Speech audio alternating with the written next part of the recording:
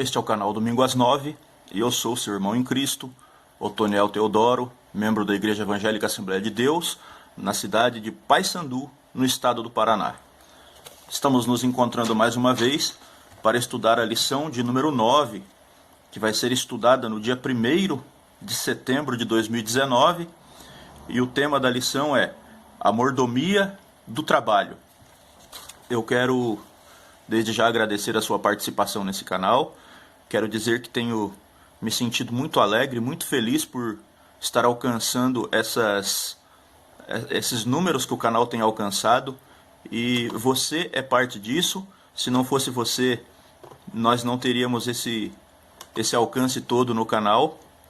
O canal tem sido, podemos dizer, um sucesso, pois tem alcançado já uma média aí de 200 visualizações, está passando de 200 visualizações as últimas lições, e isso é uma bênção.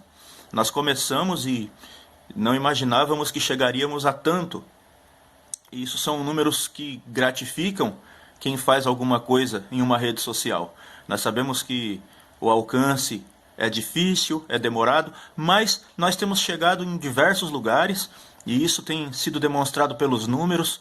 200 visualizações é gratificante. Nós temos chegado até você através desse canal do YouTube, e isso é para a honra e a glória do nome do Senhor, pois nós estamos conseguindo levar o nosso trabalho mais longe. E eu quero dizer também que estou deixando o e-mail do canal na descrição, para que, se caso você queira um esboço da aula, eu tenho para te enviar. Não cabe todo o esboço na descrição, pois é um pouco grande, com todos os versículos da lição, algumas explicações. Para você ter o teu esboço em mãos, é só imprimir e eu mando para você em e-mail. É só você pedir para mim por e-mail que eu mando para você. Então, ficando combinados assim, vamos para a lição.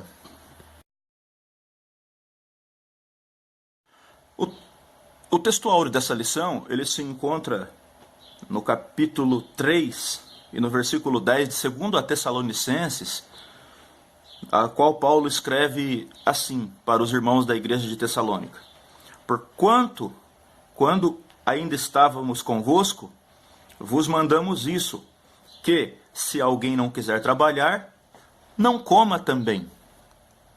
Isto parece uma palavra dura, porém uma palavra que tem respaldo bíblico.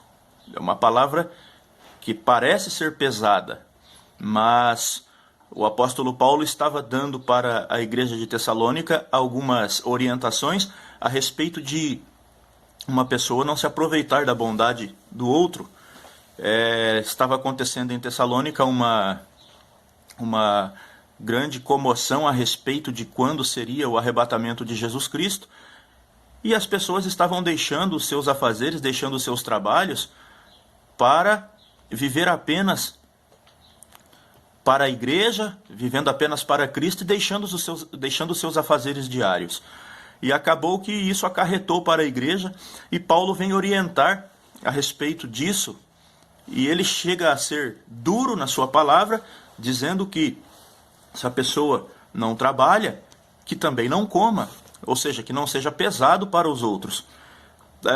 Encontrando versículos de confirmação com isso que Paulo falou para a igreja dos Tessalonicenses, um versículo de confirmação com isso está em Gênesis capítulo 3, versículo 19, a qual o próprio Deus deixa escrito, o próprio Deus fala: do suor do teu rosto comerás o teu pão, até que tornes à terra, porque dela foste chamado, porquanto és pó, e em pó te tornarás. Então, o que é que acontece ali, na questão aqui de Gênesis 3 e 19? Até que voltes à terra. O homem se tornou mortal, embora ele não tenha morrido no momento em que ele comeu o fruto proibido. O seu corpo sofreu uma mudança, e isto levaria à dissolução. A união subsistindo entre a sua alma e Deus, já tendo sido dissolvido, ele se tornou responsável por todas as misérias dessa vida e pelas dores do inferno para sempre. Que capítulo triste está na história do homem. Ele dá o único relato verdadeiro da origem de todos os males físicos e morais que existem no mundo. Sustenta o caráter moral de Deus. Mostra que o homem, feito reto, caiu de não ser capaz de resistir a uma leve tentação e, tornando-se culpado e miserável, mergulhou toda a sua posteridade no mesmo abismo, como está escrito em Romanos capítulo 5, versículo 12. E quão surpreendente graça, que naquele momento deu a promessa de um Salvador e conferiu àquele que teve a vergonha de introduzir o pecado a honra futura de introduzir esse libertador. Como está escrito em 1 Timóteo capítulo 2, versículo 15. Em 1 Timóteo capítulo 2, versículo 15, está escrito assim: salvar-se-á, porém, dando à luz filhos, se permanecer com modéstia na fé, na caridade e na santificação. Aqui diz sobre através de quem entrou o pecado no mundo, do homem e da mulher, vir a salvação, que é Cristo Jesus. Nascem filhos, e através do filho, da semente da mulher, nasceu o Filho de Deus, que veio trazer a salvação a toda a humanidade. Então, esta é a graça daquele momento, quando Deus estabeleceu que o homem não seria eterno, que o homem morreria. Vem também a graça, assim como diz aqui em 1 Timóteo capítulo 2, versículo 15, que salvar-se-á, produzindo filhos, e um desses filhos é o filho de Maria, Jesus Cristo, o Filho de Deus, que veio trazer a salvação para a humanidade. No mesmo momento em que se estabelecia, por causa da desobediência, ali algumas coisas que aconteceriam com o homem, que ele comeria do suor do seu próprio rosto, até que voltasse à terra, também estabelece-se ali uma promessa de salvação. Salvação essa que já nos alcançou, que nós somos filhos de Deus, lavados e remidos no sangue do seu Filho Jesus Cristo, para perdão dos nossos pecados. Então, descendo aqui um pouquinho mais, fala-se também aqui um outro versículo de confirmação do texto áureo. Diz assim: e procureis viver quietos e tratar dos vossos próprios negócios e trabalhar com vossas próprias mãos, como vô-lo temos mandado. Paulo já tinha tratado esse assunto com os irmãos de Tessalônica, e ele continuava batendo nesta mesma tecla, para que os irmãos não fossem pesados uns aos outros. E trabalhando com as vossas próprias mãos. Os convertidos de Tessalônica eram, assim parece, principalmente das classes trabalhadoras. Sua expectativa de vinda imediata de Cristo levou alguns entusiastas, entre eles, a negligenciarem o seu trabalho e serem dependentes da generosidade de outros. A expectativa estava certa, na medida em que a igreja deveria estar sempre esperando por ele, mas estavam errados em criar um motivo para negligenciar o seu trabalho diário. O mal, como subsequente, se tornou pior e é mais fortemente reprovado em 2 Tessalonicenses, capítulo 3, dos versículos 6 a 12, onde Paulo pega muito mais forte nesse conceito do trabalho, da qual a pessoa deve trabalhar e se sustentar a si próprio, não se fazendo peso para ninguém.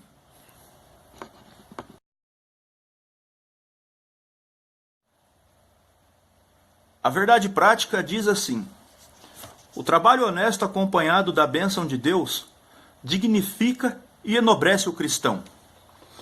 E eu peguei duas frases aqui da verdade prática, que são o trabalho honesto e bênção de Deus.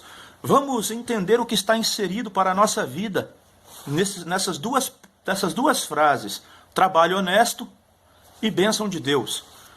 E eu encontrei algumas frases aqui para poder corroborar com aquilo que eu penso a respeito disso. E nós vamos ler aqui para que fique esclarecido para todos nós o que é que existe dentro da Bíblia e algumas frases interessantíssimas sobre trabalho honesto. Colossenses capítulo 3, versículo 23 diz assim: tudo o que fizerem, façam de todo o coração, como para o Senhor, e não para homens. Ou seja, tudo o que fizerem, faça de coração, faça com dedicação, como para o Senhor e não para homens, ou seja, com temor, faça aquilo como se você estivesse fazendo para Deus. Grande é a dignidade do trabalho, pois honra os trabalhadores. Essa é uma frase judaica, um pensamento judaico. Grande é a dignidade do trabalho, pois honra os trabalhadores. É muito bom ter trabalho e ser honrado, porque você consegue depender apenas de si mesmo, quando você tem o seu sustento adquirido pelo trabalho. É muito bom. O trabalho é digno e honra quem trabalha. Francis Cirino disse assim: o trabalho dignifica o homem, e o homem o seu trabalho. Uma frase interessante. Ou seja, é um para o outro. Você dignifica o seu trabalho e o trabalho dignifica você. Isso é uma relação de respeito um para com o outro. Provérbios capítulo 16, versículo 3 está escrito assim: consagre ao Senhor tudo o que você faz, e os seus planos serão bem-sucedidos. Ou seja, coloque o Senhor na frente de tudo o que você for fazer. Se você for trabalhar, deposita sua confiança no Senhor de que o seu dia será próspero e bem-sucedido, pois o Senhor estará com você. E você será bem-sucedido em seus planos. O trabalho, o ensino e a educação moldam a base do caráter e da dignidade do homem, disse João Paulo Noro da Silva. Ou seja, o trabalho, o ensino e a educação moldam a base do caráter e a dignidade do homem. Ou seja, o trabalho é uma coisa que você aprende com o ensino, você é educado para isso, e isso trabalha dentro da dignidade do homem. O homem que trabalha é digno. E isso é muito importante para você.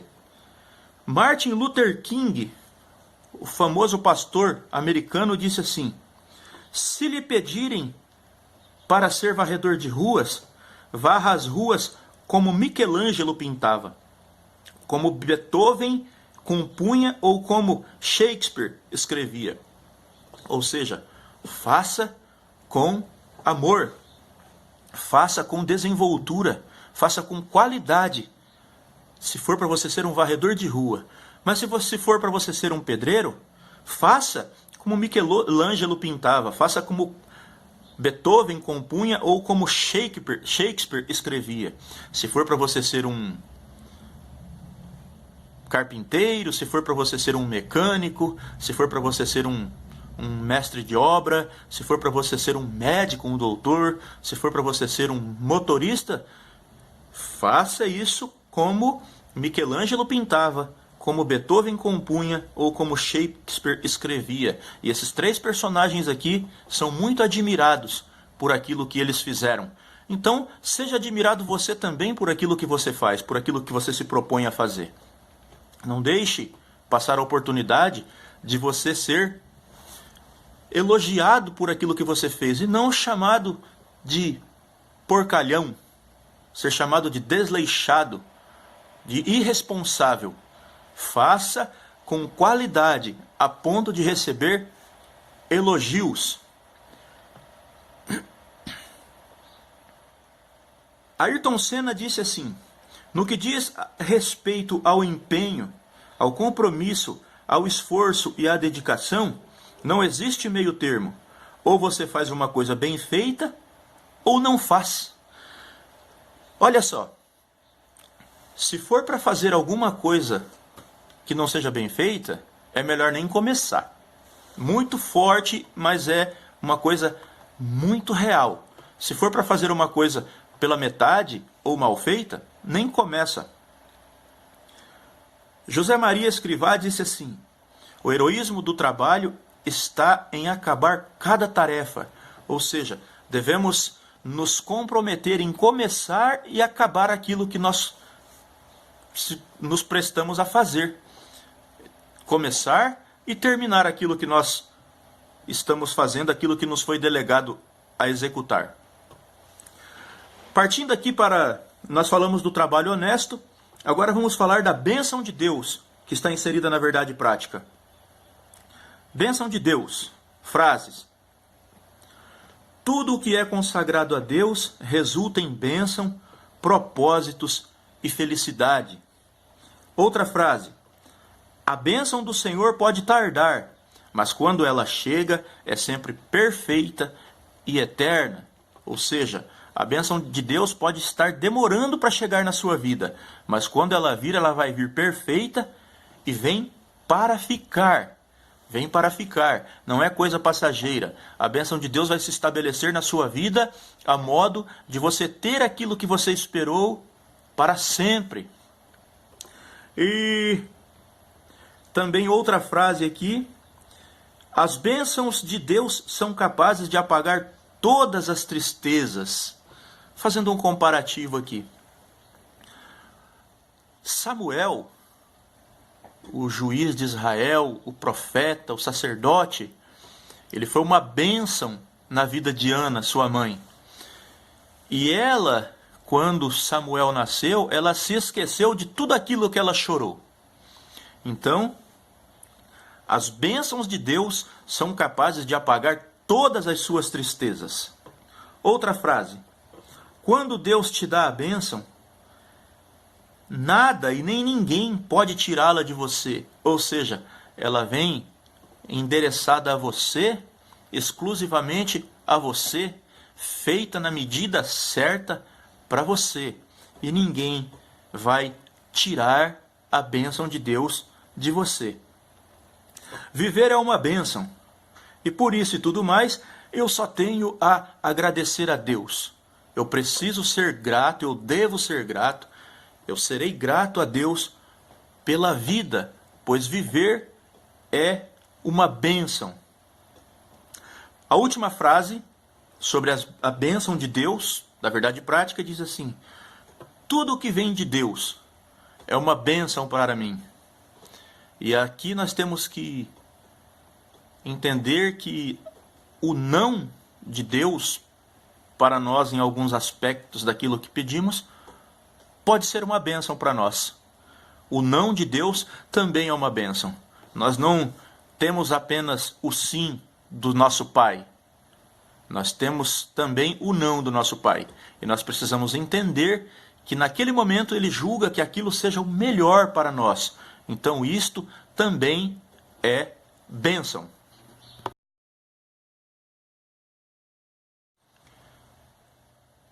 A leitura diária da lição 9, ela começa na segunda-feira com o livro de Jó, capítulo 5, versículos 6 e 7, e diz assim: pois o sofrimento não brota do pó, e as dificuldades não nascem do chão.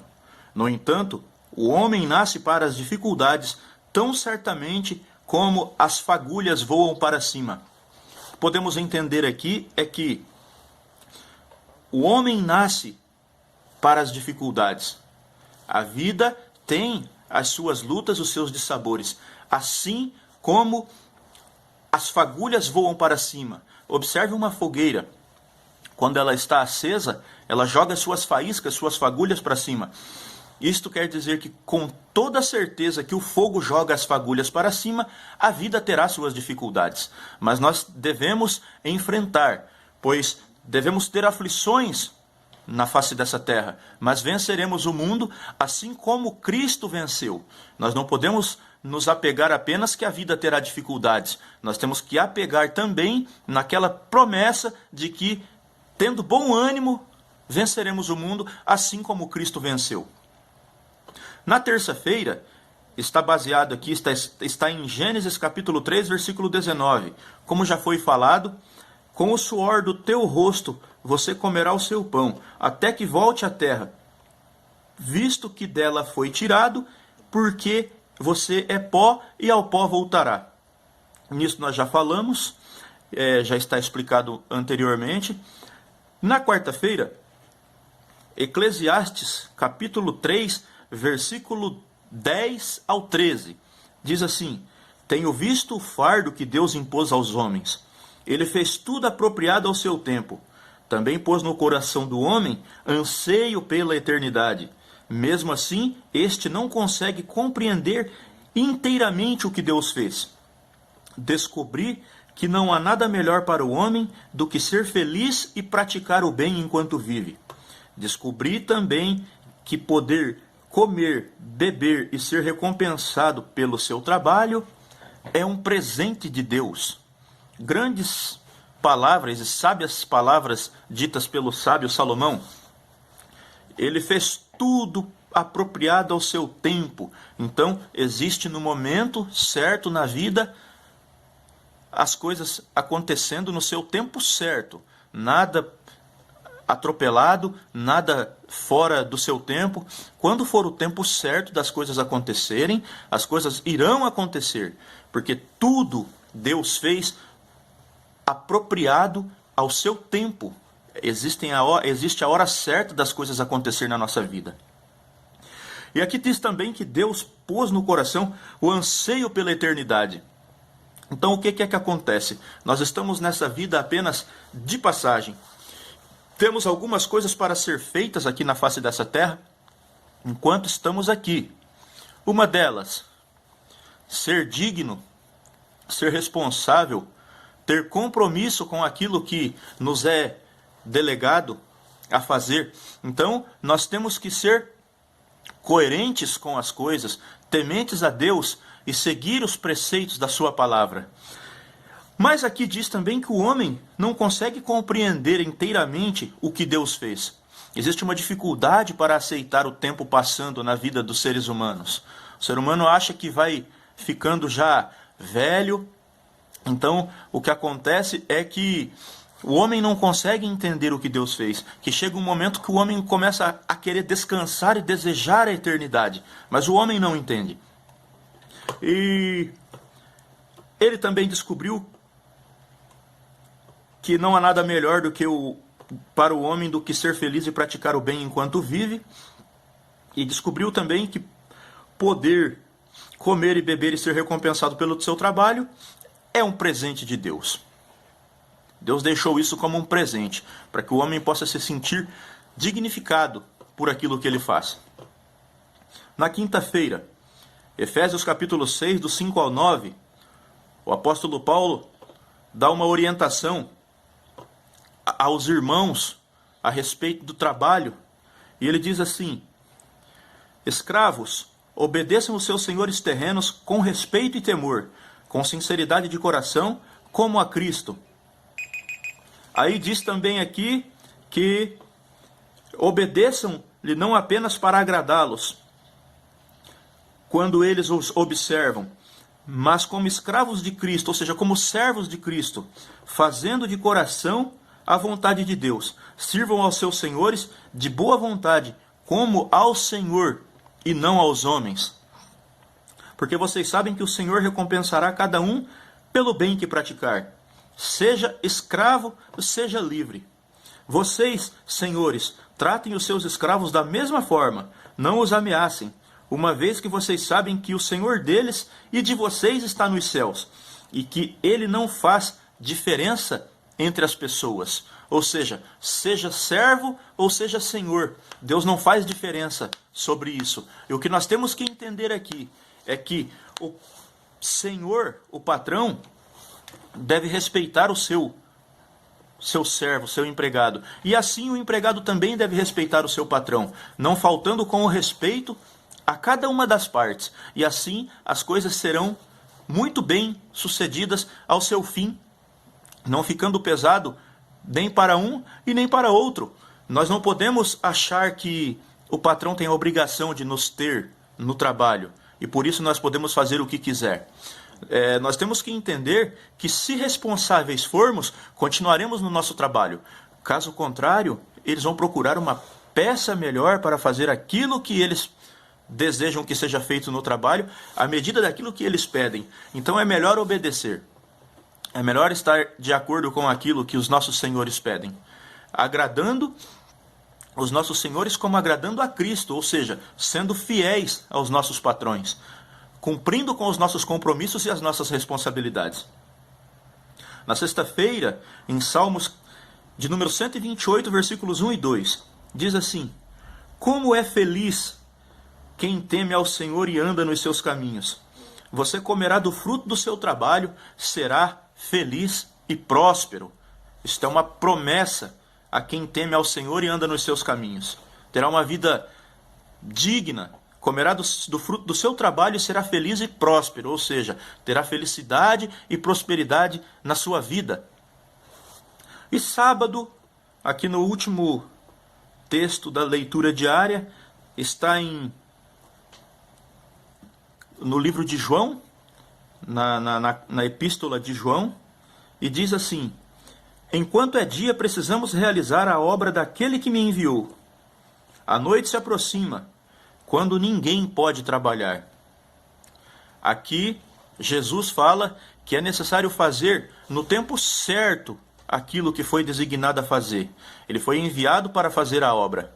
E ele tinha que fazer a obra enquanto era dia, pois a noite se aproximava. E aquilo que ele tinha que fazer enquanto era dia, pois a noite vem, enquanto ninguém pode trabalhar. Ou seja, nesse momento você pode fazer, mas vai chegar um momento que você não mais poderá fazer.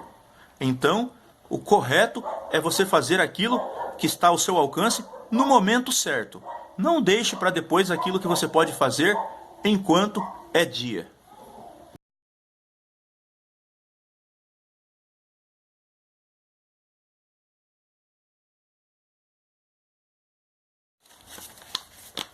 Chegamos na introdução, e a introdução diz assim: O assunto desta semana nos mostrará que Deus não fez o homem para viver na ociosidade, mas para lavrar e guardar o jardim do Éden. Gênesis capítulo 2, versículo 15. Assim veremos como a Bíblia apresenta o conceito de trabalho, a sua mordomia e os princípios cristãos para o trabalho. Olha só. Gênesis capítulo 2, versículo 15 diz assim: O Senhor Deus colocou o homem no jardim do Éden para cuidar dele e cultivá-lo. E Deus pôs o homem no jardim do Éden para que ele lavrasse e o guardasse. Horticultura ou jardinagem é o primeiro tipo de emprego registrado e aquilo em que o homem estava envolvido, quando estava em estado de perfeição e inocência. Embora se possa supor que o jardim pudesse produzir todas as coisas espontaneamente, como toda a superfície vegetal da terra certamente fez na criação, no entanto, a preparação e o cultivo foram necessários para preservar os diferentes tipos de plantas e vegetais em sua perfeição e para reprimir o crescimento excessivo. Mesmo em estado de inocência, não podemos conceber que o ser humano pudesse ter sido feliz se estivesse inativo. Deus deu-lhe trabalho para fazer, e o seu trabalho contribuiu para a sua felicidade. Pois a estrutura do seu corpo, assim como da sua mente, prova claramente que ele nunca foi destinado a uma vida meramente contemplativa. Deus fez o homem para se movimentar, Deus fez o homem para estar com sua mente ocupada, para estar com o seu corpo sempre se movimentando, e não ocioso, e não uma vida de contemplação, pois nós veremos nessa lição que Deus condena veementemente e duramente a preguiça e o preguiçoso. Então, o trabalho, ele não foi uma carga colocada ao homem pós-queda. O trabalho foi colocado ao homem ainda no jardim, pois diz aqui que Deus colocou o homem no jardim para cuidar dele e cultivá-lo. Então, é engano de quem pensa que o trabalho é um castigo. Não, o trabalho foi colocado antes da queda do homem por conta do pecado. Capítulo 1 da lição 9. o trabalho de Deus na Bíblia. O primeiro tópico aqui diz assim: o trabalho de Deus na criação do homem. A Bíblia nos revela que Deus criou o universo e os seres vivos em 6 dias, como está escrito em Êxodo capítulo 20, versículo 11, e Neemias capítulo 9, versículo 6. E Êxodo capítulo 20, versículo 11 diz assim: pois em 6 dias o Senhor fez os céus e a terra, o mar e tudo que nele existe. Mas no 7º descansou. Portanto, o Senhor abençoou o 7º dia e o santificou. E Neemias capítulo 9, versículo 6 diz assim: só tu és o Senhor, fizeste os céus e os mais altos céus, e tudo o que neles há, a terra e tudo o que nela existe, os mares e tudo o que neles existe. Tu deste vida a todos os seres, e os exércitos dos céus te adoram. Ou seja, tudo foi criado por Deus. Tudo foi feito por Deus. E continuando aqui, ou seja, ela inicia a história da salvação, revelando o trabalho de Deus na criação do universo. Infelizmente, uma teoria falsa admite que o universo surgiu através de uma explosão, ou seja, chamado Big Bang. E por acaso tudo se organizou no cosmos, mas a palavra de Deus mostra que por causa do seu orgulho, o homem não investiga todas as suas cogitações e é mais simples para o homem dizer não a Deus, como está escrito em Salmos 10:4, Salmos 14:1 e Salmos 53:1. O que é o Big Bang? Segundo a teoria do Big Bang, o universo teria surgido de uma grande explosão cósmica que criou o espaço e o tempo. A busca pela compreensão sempre foi desencadeado o processo, originou o universo atual. Proporcionou e ainda proporciona vários debates, pesquisas e teorias que possam explicar tal fenômeno. É um tema que desperta grande curiosidade dos humanos desde os tempos mais remotos e gera grandes polêmicas envolvendo conceitos religiosos, filosóficos e científicos. Eu vou falar sinceramente a verdade, que conceitos religiosos não, pois quem crê em Cristo, quem crê que a Bíblia é a palavra de Deus, ele crê em apenas uma premissa e não tem dúvida para ele. O homem crê que Deus criou, o homem que crê em Deus, ele crê que tudo o que existe, tudo o que há na terra e nos céus e nos mares foi criado por Deus, assim como a Bíblia fala. Mas nós temos a curiosidade de querer entender por que é que existem pessoas que acreditam em uma coisa dessas, como se uma explosão pudesse organizar alguma coisa. Quando uma explosão, pelo que a gente sabe, uma explosão de uma bomba, uma explosão de alguma coisa, ela espalha e não ajunta. Então seriam feitas apenas coisas deformadas se isso fosse uma verdade. Mas, por causa do seu orgulho, o ímpio não investiga todas as suas cogitações. E apenas ele diz: não há Deus. Em sua presunção, o ímpio não busca. Não há lugar para Deus em nenhum de seus planos, como diz Salmos 10 e versículo 4. Em Salmos 14, versículo 1 diz assim: diz o tolo em seu coração, Deus não existe.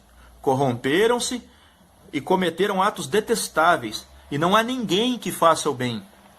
Então nós não podemos esperar coisa boa do tolo, naquele que diz que não há Deus. E Salmo 53, do 1 ao 3, diz assim: diz o tolo em seu coração, Deus não existe. Corromperam-se e cometeram injustiças detestáveis, e não há ninguém que faça o bem. Deus olha lá dos céus para os filhos dos homens, para ver se há alguém que tenha entendimento, alguém que busque a Deus. Todos se desviaram, igualmente se corromperam, não há ninguém que faça o bem, não há nenhum sequer. Você não vai encontrar um tolo fazendo o bem. Você não vai encontrar alguém que diz que não há Deus fazendo o bem. Aquilo que eles fazem que parece ser bom, não é. Porque bom é reconhecer que Deus existe e, através desse entendimento, praticar o bem. Então, tudo aquilo que os tolos praticam são apenas coisas vãs, insignificantes e sem nenhum valor. Porque o maior valor que o ser humano pode ter é reconhecer o seu Criador, é reconhecer aquele que lhe deu o direito de estar aqui, aquele que estabeleceu o universo com todas as suas regras, com todos os seus processos, e deu ao ser humano o direito de ser mordomo daquilo que ele criou. Isto é algo bom. Agora, quando uma pessoa não reconhece o seu Criador, coisa boa dela não vem, e isto quem diz é a palavra de Deus. Confirmando com isto que eu estou falando, Salmo 53, versículos 1 ao 3. O tópico 2 tem o tema: o trabalho de Deus na criação do homem. As Escrituras dizem que o Pai formou o homem do pó da terra e soprou-lhe o fôlego da vida nas suas narinas, tornando a alma vivente. A palavra de Deus também diz que o Filho é o centro de todas as coisas criadas no céu e na terra, pois tudo foi criado por ele e para ele. E o Espírito Santo também atuou na formação do ser humano, na grande obra da criação. Logo, o Pai, o Filho e o Espírito Santo trabalharam na criação do ser humano. Interessante isso aqui, que o homem não foi criado apenas pelo Pai. O homem também foi criado pelo Filho e também foi criado pelo Espírito Santo. E nós podemos encontrar isto na Bíblia, e a Bíblia confirma isto que o escritor escreveu aqui, e os versículos que eu vou ler aqui são referências da própria revista.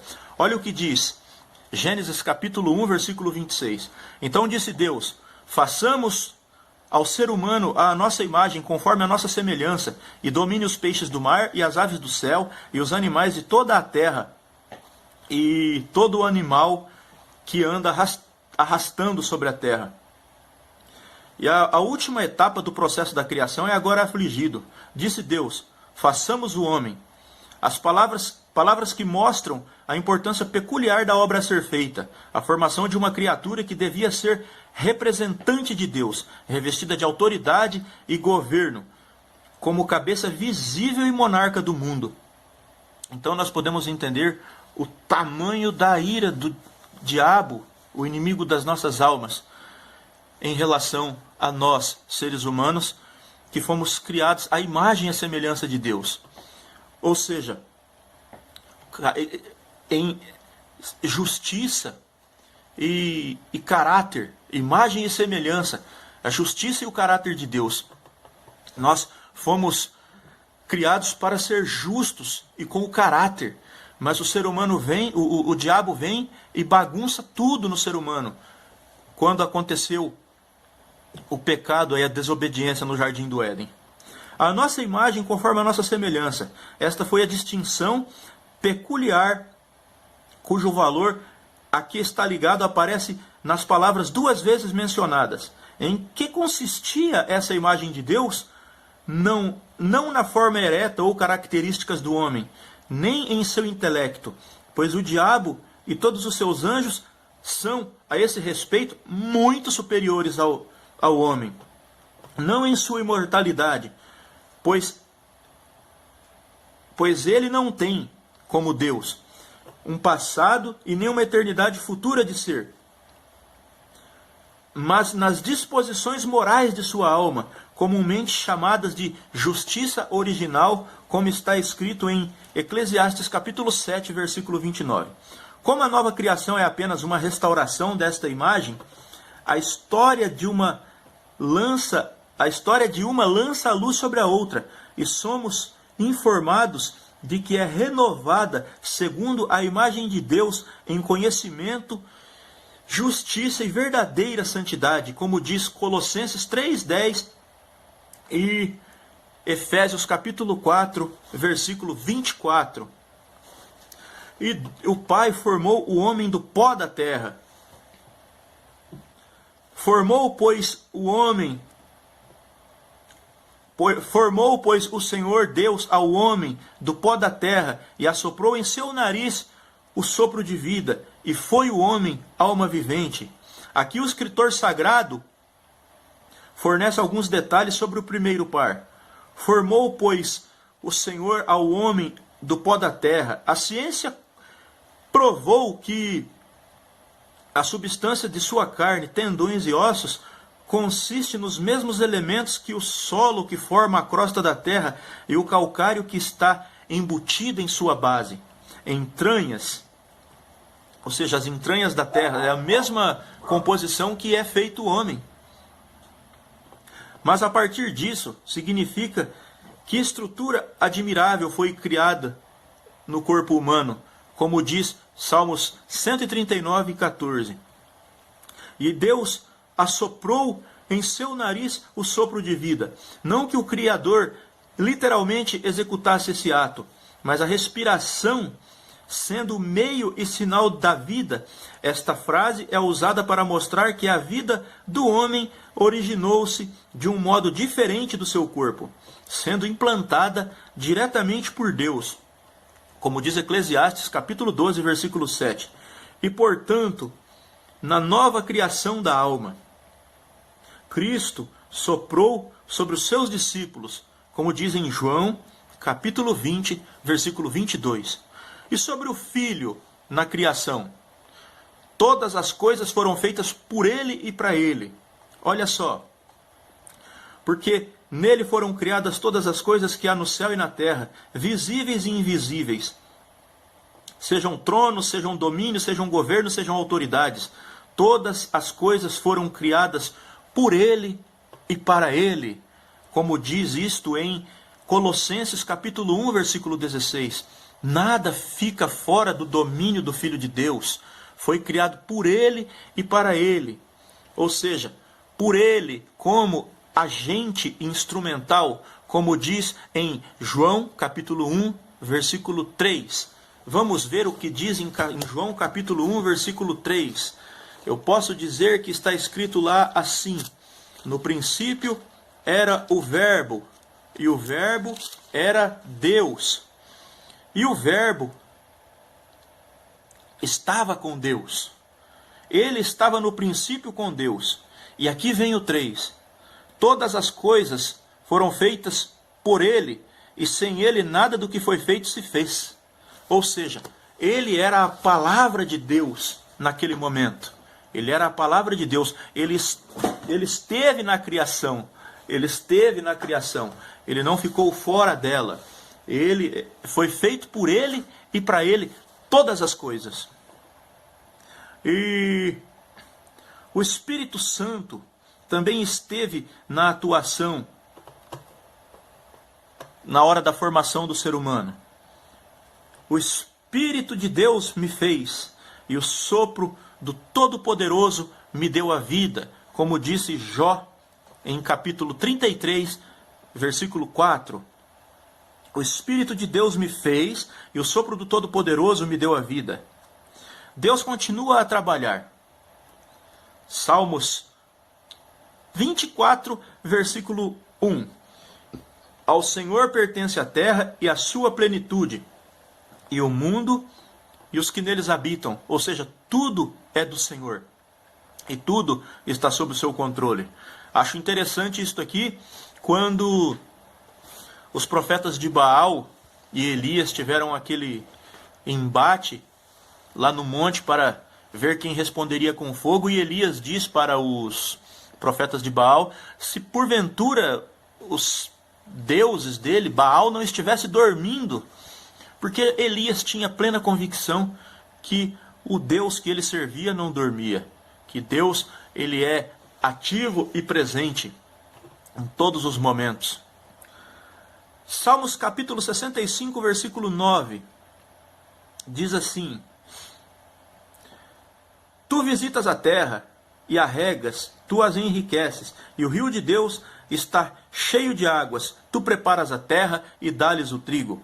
Enche os seus regos de água, fazendo-as descer em suas margens com muitas chuvas, e a amoleces e abençoas o que dela brota. Ou seja, as bênçãos que vêm da terra provêm do Senhor, pois é Ele quem faz chover. Tudo está no controle de Deus, nada foge do seu controle.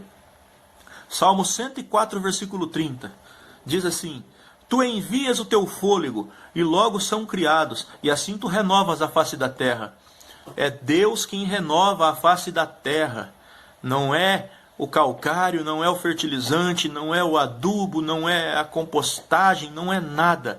Quem renova a face da terra é o Senhor. Se Ele quiser, produz. Se Ele não quiser, nada produz. Tudo está no controle de Deus.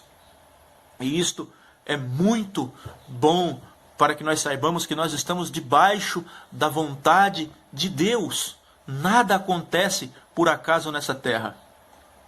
Isaías capítulo 64, versículo 4, diz assim: Nem desde os tempos antigos se ouviu, nem com os ouvidos se percebeu, nem olho viu outro Deus além de ti, que age em favor daquele que nele espera. E é interessante falar algo aqui sobre algumas crenças, ou uma crença que diz que Deus descansou no sétimo dia.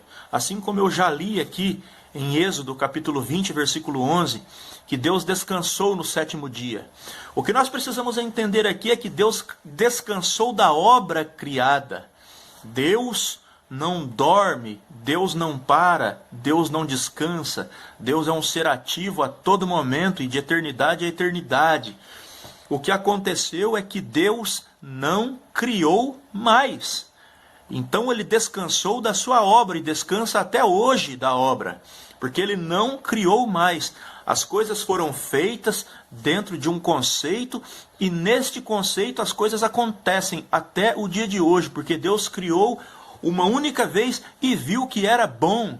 Não está sendo criada terra, não está sendo criado universo, separação de águas e terras, e porções secas e porção de água. Não está sendo criado estrelas, sol e firmamento a todo momento. Deus criou uma única vez, e desta criação Ele descansou. Mas Deus não para descansar. Deus não é o homem para se cansar daquilo que tem feito, porque Deus é perfeito em sua essência. Então Deus não precisa descansar. Deus não precisa tirar um diazinho de folga. Deus é Deus. Ele não se cansa, Ele não dorme, Ele não tem sombra de variação. Deus é Deus. O homem se cansa e precisa de um dia de descanso durante a semana. Mas Deus apenas descansou da criação. Ele não criou mais. É isto que é necessário que entre na cabeça dessas pessoas, que no entendimento dessas pessoas, para que elas parem ou parassem de pregar esse tipo de evangelho que não é bom, que diz que Deus descansou. Então, se Deus descansasse, tirasse um dia para descansar, a terra viraria um caos, destruiria-se a si mesma, porque é Deus quem traz a paz, é Deus quem faz que as coisas se movimentem de maneira correta. Tudo está debaixo da sua vontade, tudo está debaixo do seu querer. Então nós temos que entender que Deus não descansa.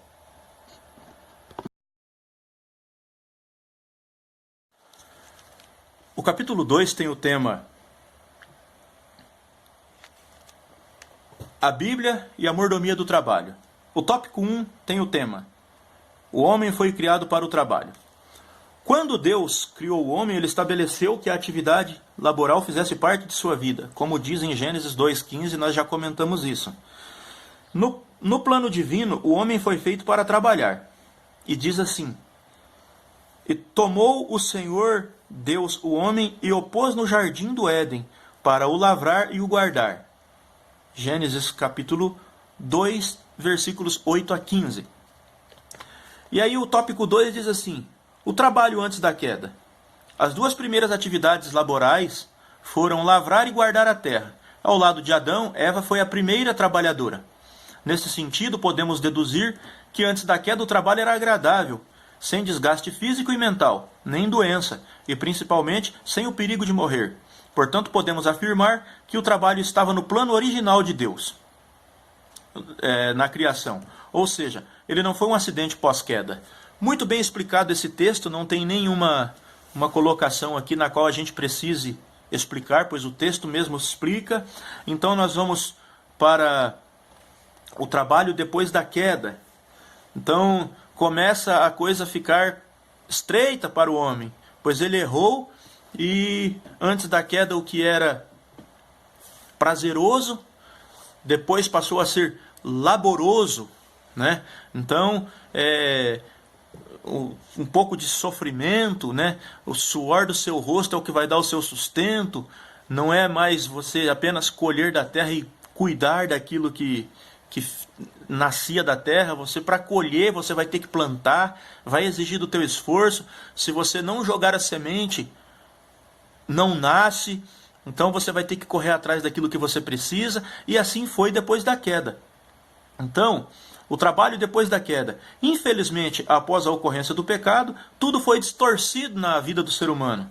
Veio o medo e a maldição. Ou seja, ele passou a conhecer o medo, ou seja, doenças nervosas e emocionais. Quantas pessoas hoje têm passado por isso? Os nossos dias, pessoas com depressão, estresse em níveis altíssimos, por causa da queda. O medo e a maldição. Isso já foi comentado. Aí vem aqui, a ecologia foi mudada, as condições ambientais foram transtornadas, como diz em Romanos capítulo 8, versículo 20. E em consequência o homem viu-se a trabalhar penosa e arduamente. Por quê? Olha o que está escrito: maldita é a terra por causa de ti, com dor comerás dela todos os dias da tua vida, como diz em Gênesis capítulo 3, versículo 17. O que era leve, suave e agradável, por causa do pecado, tornou-se pesado, brutal e desagradável. O trabalho tornou-se desgastante, e este versículo é o símbolo do desgaste do trabalho na Bíblia. No suor do teu rosto comerás o teu pão até que tornes a terra. Gênesis capítulo 3, versículo 19. A palavra no suor do seu rosto pode remeter à ideia de trabalho mental e esforço físico. Quantas pessoas não se encontram mentalmente esgotadas e cansadas por causa das suas atividades profissionais? Passamos por isso. Somos humanos, né? Temos desgaste e passamos por isso periodicamente. Muitas vezes nos cansamos e nos sentimos frágeis diante da rotina do trabalho. Isso é uma realidade. Consultórios médicos estão lotados com pessoas com estafa e estresse. Isso é uma realidade. Não é uma coisa distante de nós. Nós muitas vezes passamos por isso e conhecemos pessoas que passam por essas situações. Há textos na Bíblia que nos lembram de tal realidade. Tenho visto o trabalho que Deus impôs aos homens, aos filhos dos homens, para com ele os afligir.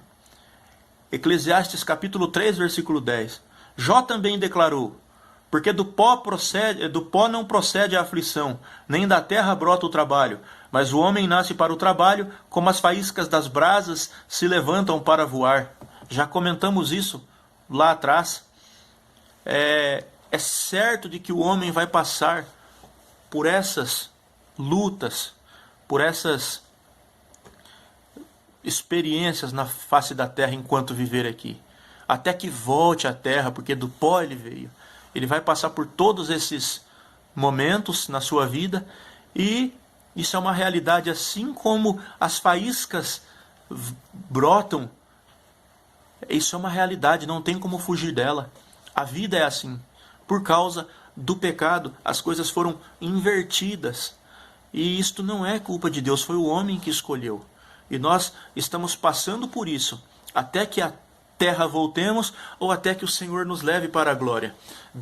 Temos que passar e entender que esse é um processo que estamos passando. Não tem como fugir.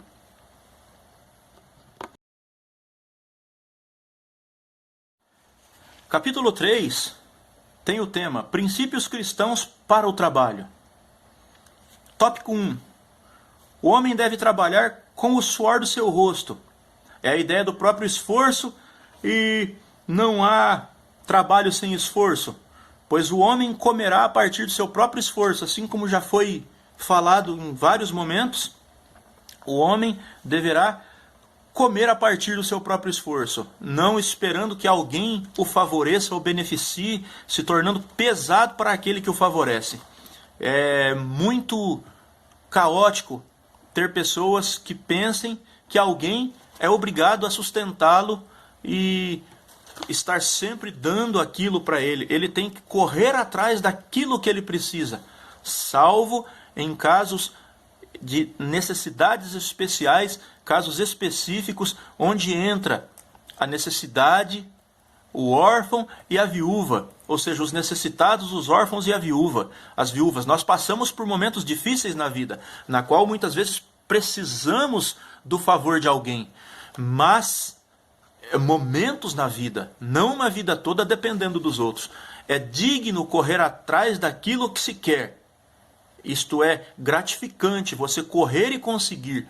Isto engrandece o ser humano e é bom para a mente. Você estar ocupado com aquilo que você deseja ter e não ficar esperando que alguém venha fazer favores para você. O trabalho deve ser dioturno.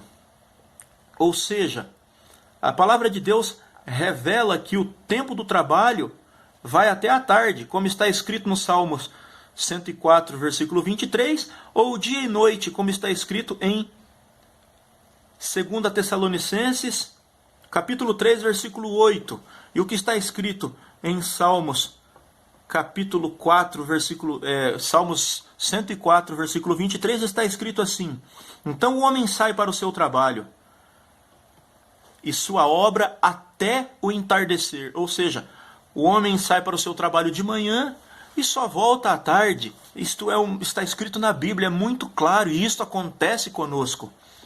Ou seja, também, como o apóstolo Paulo falou, que o trabalho também é dia e noite, então nós não podemos escolher horário para trabalhar. Se preciso for, nós trabalhamos de dia, trabalhamos de noite, e trabalhamos dia e noite, cada um tem a sua necessidade, na qual cada um sabe o tamanho do cobertor que o cobre. Então nós não podemos, dizer que uma pessoa tem que trabalhar pouco, tem que trabalhar muito.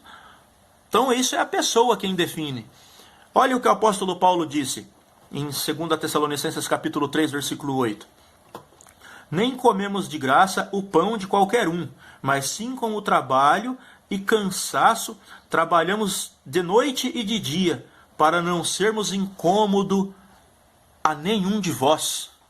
Devemos ter o cuidado de não ser incômodo para as pessoas. Devemos fazer aquilo que precisamos fazer para que tenhamos o subsídio, a subsistência daquilo que necessitamos.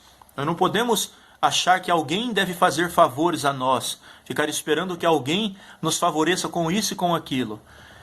Deus nos deu sabedoria, Deus nos deu graça, Deus nos deu conhecimento e Deus também nos deu atitude para irmos fazer aquilo que desejamos fazer com o nosso próprio esforço, com as nossas próprias mãos e com o suor do nosso rosto, não o suor do rosto alheio. Não ser pesado a ninguém é outro princípio exposto a Paulo, como já foi dito aqui, que trabalhando de dia e de noite para não ser pesado a ninguém. Ou seja, não sejamos aproveitadores da bondade alheia. É muito interessante isso aqui, não ficar esperando que alguém faça alguma coisa por nós. A Bíblia diz, e o tópico 4 aqui diz que o preguiçoso não deveria nem comer. E o escritor aqui diz assim: parece um discurso duro, mas há pessoas que não gostam de trabalhar e querem viver um padrão de vida como se estivessem trabalhando. Olha que tipo de pessoa existe. Olha que tipo de ser humano nós estamos falando. E existe no nosso meio, a gente sabe que existe. Então a Bíblia é muito clara com esse tipo de pessoas. A Bíblia é muito clara a esse respeito, porque quando ainda estávamos convosco, nos mandamos isso, que se alguém não quiser trabalhar, não coma também, como ele disse em 2 Tessalonicenses capítulo 3, versículo 10. E a Bíblia condena expressamente a preguiça. Provérbios 6, isso aqui é muito interessante. Provérbios 6, capítulo 6. Provérbios 6, versículo 6 ao 9, diz assim: vai até a formiga, preguiçoso, olha para os caminhos dela e ser sábio. Ela, mesmo não tendo chefe, nem fiscal, nem dominador, prepara seu alimento no verão. Na ceifa ajunta seu mantimento. Ó preguiçoso, até quando estarás deitado? Não te levantarás de teu sono? Ou seja, acorda para a vida, moço. Acorda para a vida, moça. Acorda para a vida, homem. Acorda para a vida, mulher. É isso que está dizendo aqui para aqueles que estão parados. Então nós temos que nos mexer.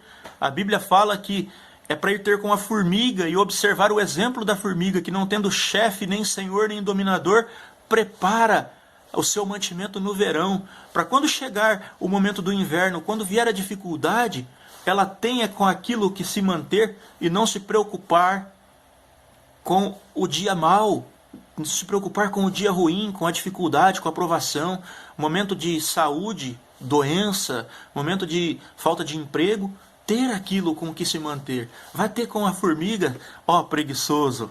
Interessante isso aqui, é um exemplo que a Bíblia deixa para as pessoas que não querem fazer nada.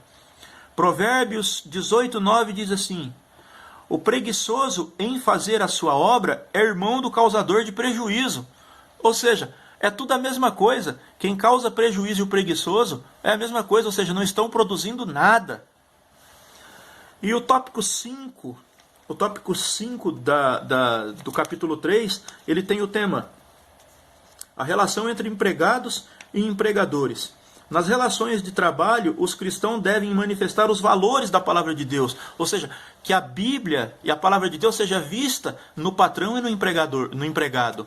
Que sejamos exemplo para uma geração onde nós passamos ali. Às vezes pessoas entram no trabalho, trabalham 15, 20 anos, fica parte da sua vida ali, e muitas das vezes não deixa um bom exemplo. E aí quando as pessoas vão falar que aquela pessoa não era um bom profissional, fala assim: aquele crente sem vergonha não fazia nada. Eles colocam o nome de Deus, né, a nossa crença no meio. Então nós precisamos ser exemplo em todos os lugares, inclusive no trabalho. As pessoas olham para o crente no trabalho. Eu tenho muitos testemunhos para contar a respeito disso, mas a lição aqui, o tempo aqui é curto, a gente não consegue colocar histórias aqui, a gente apenas faz comentários. Mas quando eu exercia a liderança em uma empresa que eu trabalhava, eu pude conviver com cristãos e ímpios, e eu pude encontrar cristãos trabalhadores e ímpios trabalhadores, mas também pude encontrar cristãos preguiçosos, irresponsáveis, assim como também ímpios. Só que quando é o cristão, é tratado de forma diferente pelas pessoas. É nisto que nós temos que ter cuidado, pois nós somos vistos, nós somos observados, e nisto nós temos que ter muito cuidado com aquilo que estamos deixando observar. Temos que ter cuidado com a nossa rotina, com a nossa jornada, com o nosso cotidiano, pois com toda certeza o mundo está olhando para os servos de Deus. Os patrões cristãos, há orientação e mandamento de Deus para os patrões. E vós, senhores, fazei o mesmo com ele, deixando as ameaças, sabendo que o Senhor deles e vosso está no céu, que para com ele não há acepção de pessoas, como diz Efésios 6:9, nós já comentamos. E aqui também orienta os patrões cristãos ter o zelo pelos direitos trabalhistas de seus empregados, sob pena de ser julgados, condenados por Deus, como diz em Tiago capítulo 5, versículos 4 e 6. Também aqui no tópico 3, aqui, no tópico 5, diz aqui: empregados cristãos, há também orientação e mandamento para os empregados. Vós, servos, obedecei ao vosso Senhor segundo a carne, com temor e tremor, na sinceridade de vosso coração, como a Cristo, não servindo à vista, como para agradar aos homens, mas como servos de Cristo, fazendo de coração a vontade de Deus, servindo de boa vontade como ao Senhor e não aos homens, sabendo que cada um receberá do Senhor todo o bem que fizer, seja servo ou seja livre. Efésios capítulo 6, versículos 5 a 8. Ou seja, devemos ser exemplo na frente dos patrões e nas costas dos patrões. Eu trabalhava em uma empresa, isto lá pelo ano de 2002, na qual tínhamos que ir trabalhar em uma outra cidade. E os chefes dessa empresa sempre diziam: vamos mandar o Otoniel lá, porque o Otoniel trabalha e faz o pessoal que está com ele trabalhar. E neste tempo eu não era líder, mas eu era um exemplo na empresa. Eu trabalhava e ainda orientava as pessoas que estavam comigo a trabalhar. Isto que é um exemplo de cristão. Não falando isso porque eu fazia isso pela minha ética, eu fazia isso pela minha decência profissional, e isto era visto pelos supervisores da empresa. Eu era mandado com uma equipe, mesmo eu não sendo líder, mas porque eu era responsável pelo meu trabalho e pelo trabalho dos outros. É nisto que nós temos que nos pegar. Nós temos que ser exemplo para as pessoas, para que as pessoas olhem para nós e vejam qualidades dignas de confiança. É isto que nós temos que passar para as pessoas. Não se submeta ao trabalho vil. O que a lição aqui fala sobre trabalho vil? Vamos lá. O que fala sobre trabalho vil? Trabalho escravo, exploração infantil, ofícios oriundos do vício, crime e prostituição são abomináveis aos olhos do Criador de todas as coisas. Trabalhando sempre honestamente, o nome do Senhor será glorificado e exaltado através das nossas vidas. Nós somos chamados para ser testemunho vivo de Deus na face da terra. Que as pessoas possam olhar para nós e dizer: eu vejo algo diferente em sua vida. Eu vejo Deus em você. Eu olho para você e vejo algo diferente. É isto que é interessante. Nós temos que mostrar que nós somos diferentes dos tolos, dos ímpios, daqueles que ainda não foram alcançados por Deus. E existem pessoas aí que são responsáveis. Eu não posso condenar a todos, pois a ética e a moralidade está nos homens. Agora existem pessoas que são totalmente irresponsáveis. E isto não está passivo apenas àquele que não aceita Jesus como seu Salvador. Existe muito crente irresponsável, existe muito cristão que não dá testemunho de cristão no seu trabalho. Então, precisamos nessa lição pegar o exemplo bíblico e aplicar em nossa vida esses exemplos para que nós possamos ser pessoas diferentes para uma sociedade, para uma empresa, para onde estivermos, que o testemunho, a ética, a nitidez, a vista seja boa daquilo que nós nos propomos a fazer.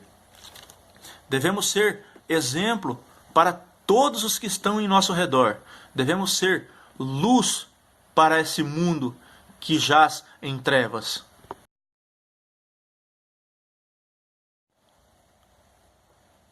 Chegando à conclusão de mais uma lição, o que nós podemos concluir desse assunto é que Deus trabalhou e criou todas as coisas, e desta perspectiva devemos também trabalhar e exercer a nossa mordomia, glorificando a Deus e abençoando o próximo. Nós somos mordomos do trabalho, administradores do trabalho, e com o trabalho que nós possamos abençoar a nossa vida, a vida da nossa família e a vida das pessoas que nos cercam. Ou seja, nós estando trabalhando, nós estamos fazendo a nossa família digna, nós estamos fazendo a nossa família abençoada, nós estamos abençoando a casa de Deus. Nós nos colocamos como canal de bênção na vida daquelas pessoas que precisam de nós. Os nossos filhos, nossas esposas, as irmãs, os esposos e seus filhos, as responsabilidades, nós continuamos dignos e merecedores das bênçãos de Deus, pois aquele que é obediente ao patrão e ao patrão que é coerente aos seus servos, também agrada a Deus, como disse a lição. Que possamos seguir o exemplo desta lição 9, que possamos ter aprendido com esta lição um assunto bastante relevante para a nossa vida terrena, para a nossa vida espiritual, para o nosso cotidiano, que possamos ter aprendido bastante com essa lição. Que Deus abençoe. Eu venho te pedir para que curta o canal, se inscreva no canal, ative ali o sininho para que você possa receber em primeira mão os vídeos. E quero deixar também um pedido, que orem por mim, orem pela minha casa. Nós passamos por lutas, por dificuldades, por provas. Estamos passando por momentos de provas. Ninguém está a escape disso, pois somos conhecedores daquilo que Jesus falou, que no mundo teríamos aflições, mas devemos ter bom ânimo para vencer o mundo assim como ele venceu. Peço as vossas orações em meu favor.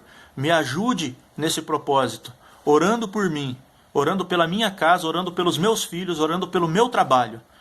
Ajude-nos em oração. Esse é o meu pedido que eu faço no final desta lição. Deus abençoe você onde você estiver. Muito obrigado. Até a próxima.